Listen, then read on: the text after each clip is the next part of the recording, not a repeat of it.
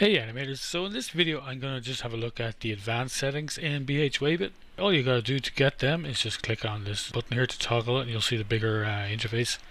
And just to demonstrate this, I'm going to just use a basic polycube. I'm going to duplicate that a few more times just to give us something to play around with. So, and I'm going to select them in order.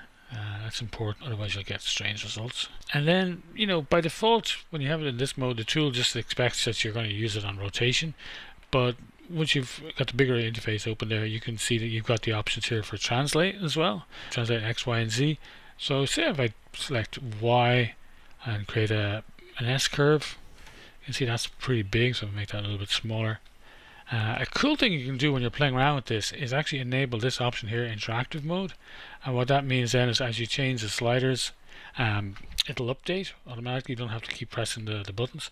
One thing to be aware of with that is that each time you do that, each time you update, it's going to use an undo, so that if you do that a lot, you're going to have a lot of undos to step back to get to where you were again. That's why I don't have that on by default, but it's a nice option to enable for playing around with this. As well as the size, then you can play around with these two other sliders down here, the frequency and the offset.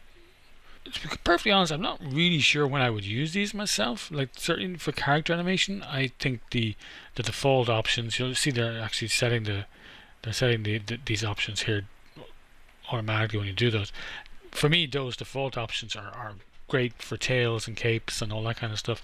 But these options, kind of in between settings, could be quite useful in some cases.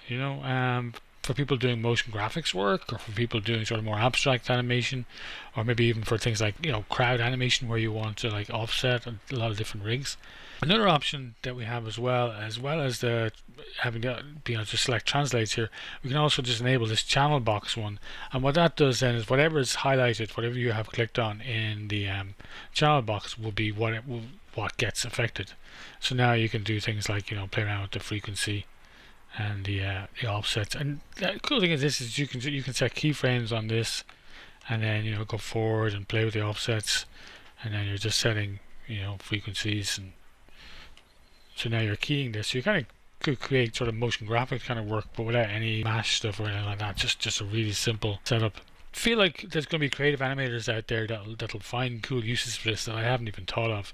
And just to show you one more thing with it, the channel box option is quite nice when you have custom attributes, like say beyond the typical scale and rotate and translate. Like say for this very sort of silly example here, I imported several copies of the same rig, and all those rigs have a smile attribute on them here. And so what I did for this was, when I select all the rigs, I can then enable the channel box option and then use the offset and the frequency and that kind of stuff to offset the animation between each one. So they're all doing the same thing but at different times and different amounts. So this again could be kind of a cool thing for like maybe crowd work. So I hope that helps, and as I say, I hope people kind of play around with this stuff and experiment, and I'm interested to see what people come up with. Cheers!